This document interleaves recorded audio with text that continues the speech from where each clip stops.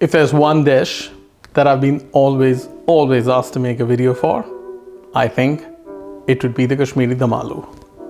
This dish is a love affair.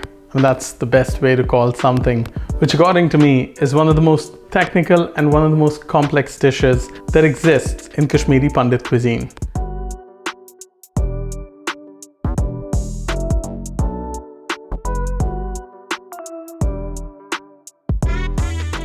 The dish has 3 stages, and here is stage 1. You gotta take some potatoes in salted water, decent amount of salt, almost make it like a brine.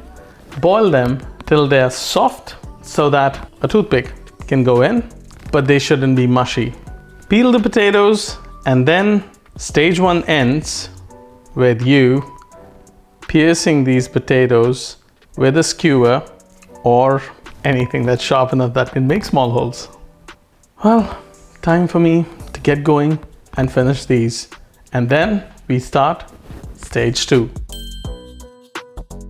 The potatoes that we had pierced and made a mesh of go into this hot mustard oil. I've smoked the mustard oil by allowing it to heat for a while. We'll just bring it up to temperature on medium heat. I'm gonna put the potatoes in it and then just gently fry them on a very low heat. If you were to use a fryer, I'd suggest about 160 degrees, or maybe slightly lesser, and it could take up to 25 minutes to properly fry these potatoes.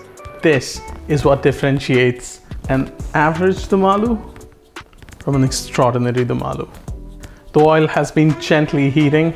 Time to see if we are ready to put the potatoes in. A simple trick that I have is take a piece of small potato, put it in, and if it begins to sizzle, the oil is hot enough for the rest of the potatoes to go in. Big tip, do not put potatoes in sizzling hot oil.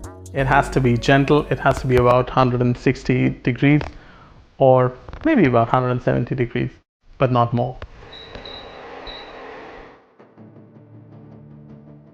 It's important that you don't overcrowd your pot or your kadhai. You need those potatoes to have enough room to swim and enough oil to swim in. Now, I'm going to reduce the heat here, allow them to gently fry, just pouring a bit of oil on top of them and flipping them after every 10 minutes. My second batch of potatoes have also fried. They look nice, crisp, golden, and you can see oil seems to be popping out of each one of those holes that we had pierced.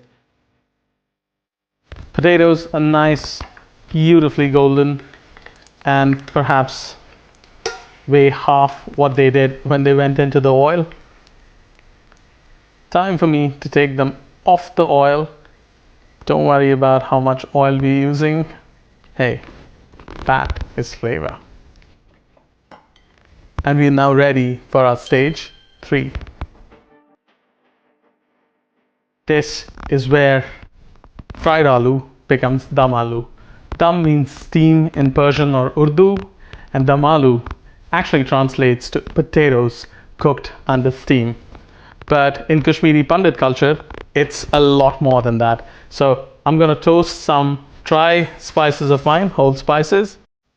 If you don't have all the dry spices, don't worry about it. We've taken care of you in our Spice Angel Dum Aloo masala.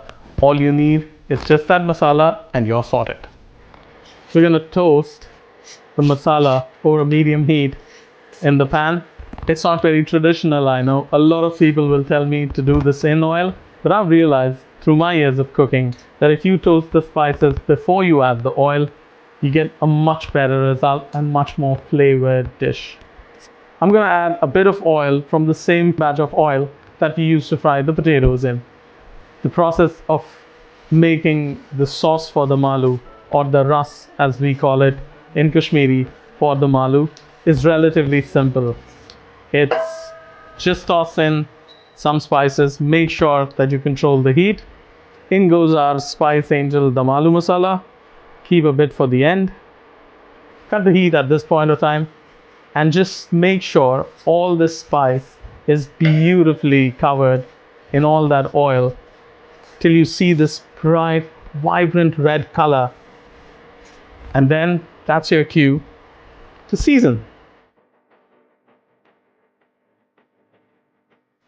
Kashmiri Pandits traditionally don't use onions, garlic, or tomato, and ginger too is not used fresh that often. It's always used in the dry form. We have taken care of you, and all those spices are already there in our Dum Aloo masala. And as tradition has it in Kashmiri, it does not have any coriander powder. Now, to get the sour element in our dish, bring everything back up on heat, wait for the oil to sizzle, and just pour in the yogurt. Don't worry, the yogurt may split, but that's the intention. This process of building a sauce is quite old. Now what I'm trying to do here is agitating the yogurt to make it sour, taking off all its water so that it saturates the spices and thickens the sauce. Wow, this looks gorgeous.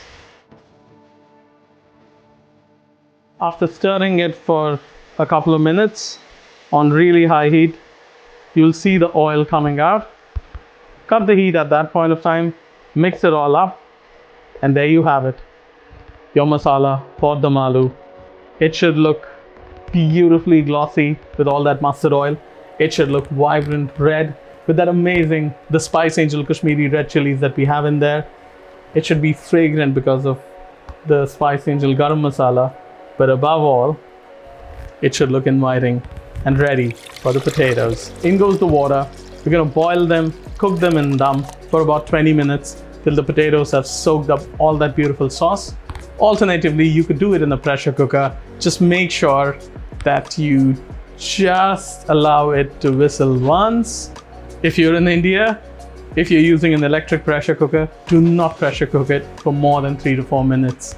This dish is quite delicate and it needs TLC. This dish does not have a lot of sauce, so after you've added water, make sure that it comes to boil before you add in the potatoes.